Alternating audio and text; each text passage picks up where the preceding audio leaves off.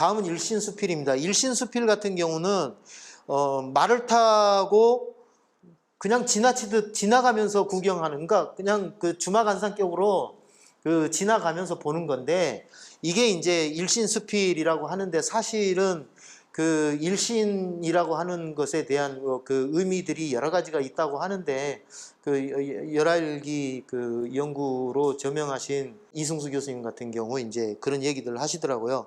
일신이라고 하는 게, 여기 지금 일신수필이 그 쓰여진 곳이 바로 소옥성 광령에서부터 산해관까지인데, 이 지역은 과거에 명청 교체 이전부터 그 이후로, 그 다음에 근현대 그 국민당군과 이 공산당의 그 중요한 전투 지역으로도 유명할 정도로 고금을 걸쳐서 엄청난 전쟁 지역이었어요. 그렇기 때문에 그 사신들이 지나갔던 명청대만 해도 이 지역은 촘촘히 오리, 십리마다 연대, 봉화대가 설치가 돼 있을 정도로, 그리고 관, 보 이런 것들이 설치가 돼 있을 정도로 빼곡한 그런 전쟁터였어요.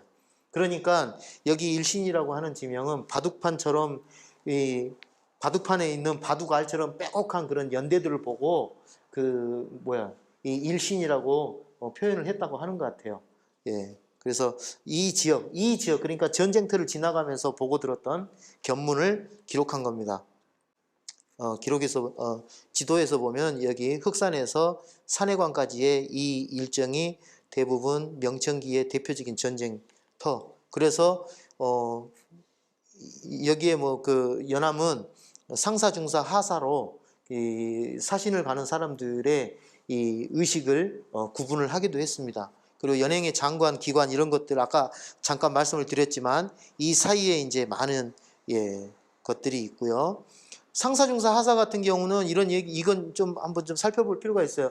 뭐냐면 이 연행을 가면 우리도 일종의 지금으로 보면 해외 유학이라든지 연수라든지 이런 견문 여행인데, 갔다 와서 보고 듣고 느낀 것들이 있냐 없냐라고 하는 것들을 얘기를 했을 때, 너는 가서 뭘 봤냐, 너는 가서 뭘 느꼈냐라고 얘기를 하면, 연암은 이렇게 기록을 했어요. 상사, 중사, 하사로 기록을 했는데, 상사, 도무지 볼만한 것이 없더라, 이렇게 표현을 했다고 해요. 그게 뭐냐면은 거기는 아무리 청나라가 부강한 나라라고 해도 결국은 오랑캐고, 오랑캐가 사는 곳은, 오랑캐라고 하는 건 떼놈들이고, 변발을 했기 때문에 또 떼놈들이고 오랑캐다. 그런 나라에서 뭘 보고 배울 수 있느냐? 천만에 보고 배울 거 하나도 없다. 이 고루한 우리 이 유학자들의 그런 이 사고관을 그대로 이제 표현한다고 볼 수도 있는 거예요. 그래서 그런 얘기를 딱 일장연설을 하면은 주변 사람들이 과연 그렇구나 하면서 자중이 조용하고 숙연해질 정도로 그래진다는 거예요. 예. 그러니까 말은 그럴듯하게 딱 하는데 사실은 그냥 깔보는 것만 있지 맥락은 없는 거예요. 큰 저기는. 중사는 어떤 사람들이냐? 이제 약간 좀 호기는 있는데 또 실제는 없는 사람들이죠. 나한테 10만 대군을만 준다면 당장 산해관으로 가가지고 온 천지를 한번 뒤흔들어 놓겠다. 그런 얘기들을 하는 사람이에요. 그러니까 허풍이 좀 센 사람들을 얘기하는 거예요. 중국 가면 이것저것 봤다고 얘기하고, 그거 사실 봤는데 별거 아니야, 이렇게 얘기할 수도 있는 건데, 오로지 춘추의리라든지 이런 것들만 잘 갖고 있는 사람들이다 보니까 이 얘기는 할 수 있는데, 실제 가서 하라고 그러면 잘 못하는 사람들이 많잖아요. 그러니까 연암이 양반전에선가요? 저기 이완에게 당장 조선의 고위 관리 자제들도 머리 깎고 중국에 유학 보내서 거기서 중국을 배우고 공부해서 돌아오게 만들게 하고 중국을 배워야 된다라고 그렇게 얘기했는데, 너네들 가서 할 수 있느냐라고 했지만 이완이 그런 거 명확하게 대답을 하지 못했던 그런 장면들이 있는데, 아마 이제 그런 것들을 보고 얘기를 한 것 같아요. 그런데 하사는 연암 자신이 나는 하사에 속한다, 정말 천하의 장관이라고 하는 것들이 이렇게 다양하게 있지만, 진짜 천하의 장관은 깨진 기와장이나 하나의 쓸모없는 그런 이 똥걸음에 있다라고 그렇게 얘기를 합니다. 근데 사실 연암은 깨진 기와장이나 똥걸음 이런 것들을 보면서 그 깨진 기와장을 모아가지고 정원의 화단으로 조형을 만들어가지고 깔끔하게 정리하고 벽돌을 쌓고 담을 쌓고 하는데 활용하고, 똥거름을 이 거름을 각지게 잘 관리를 해가지고 불쏘시개로 쓴다거나 거름을 줘서 만드는 그런 장면들을 보면서 이 비록 하찮은 것에 불과하지만 이 하찮은 것이 사실 부강한 청나라를 만드는데 매우 중요한 것이다라고 하는 것들을 인식을 한 거죠. 그래서 자기는 상사, 중사, 하사 중에서 하사에 속한다라고 이런 인식을 했던 겁니다. 요동을 거치면 그 산해관까지 정말 평지를 지나가게 되는데 아까 청성령이나 이 지역은 동북 지역에 산이 많이 있는 지역이지만 이 심양에서 요양 심양에서부터는 전부 다 평지예요. 근데 이 평지 요동평야 요소평야를 지나는데 그 중에 우뚝 솟은 게 의무려산이 하나 딱 있습니다. 그러니까 8박 9일 동안 그 평원에서 해 뜨고 해 지는 것을 바라보다가 갑자기 이렇게 산이 하나 나타나니까 너무 신선한 그런 것 느끼는 거예요. 그래서 이런 인상을 받습니다. 황량한 요동벌판만 바라보며 오다가 갑자기 만난 산이라서 아침 저녁 산의 진미로 떠받드는 통에 고기 반찬에 물려서 식곤증으로 그냥 구역질이 날 정도로 기름진 것만 계속 먹었다는 거예요. 그러니까 그런 음식들만 먹은 것처럼 그런 느낌이었는데 산뜻한 들나물 한 접시를 먹은 것처럼 그 느낌이 있었다는 거예요. 그러니까 이 기름진 음식만 먹으면 지겹잖아요. 그런데 상큼한 뭐 오이 냉채를 먹었다든가 이런 것처럼 그런 장면들, 그런 느낌을 가졌던 것이 바로 이 의무려산을 만나면서 느꼈던 감정이에요. 그래서 의무려산을 이제 그 유람하기도 했던 곳이고, 의무려산이 있는 곳은 바로 북진 광령시라고 하는 곳인데, 광령에는 바로 요동 지역을 관할하는 장군이 머무르는 그런 중요한 그런 그 군사 도시이기도 했습니다. 특히 이제 임진왜란 때 그 조선의 지원군의 사령관으로 왔던 이여송이라든지 그 밑에 동생들이었던 이염의 이런 사람들이 다 요동의 이성량의 그 자식들이거든요. 그 당시에 이성량이 머물렀던 곳이 바로 광령성이었습니다.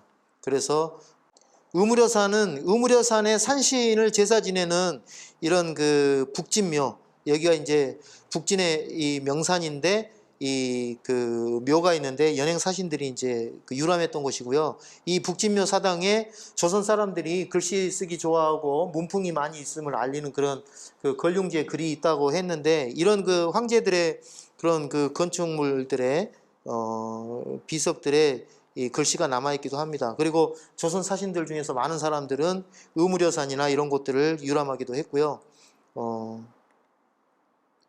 망산보를 지나면 13산, 3절이라고 했지만 딱 절반으로 나누면 13산이 연행길의 압록강에서부터 북경까지의 절반에 해당되는 지역입니다. 그래서 조선 사신들이 이 지역으로 오면 이제 절반 왔다, 앞으로 절반을 더 가야 되는구나 라고 하는 그런 지리 개념도 인식을 했습니다. 봉우리가 13개였기 때문에 13산이라고 하는 지명도 있지만 이 지역이 원래 돌산이에요. 그래서 돌이 많이 나는 산이기 때문에 석산. 근데 두 개 다 발음은 실산이라고 해가지고 똑같아요. 그래서 13산, 13산 이렇게 표현을 했습니다.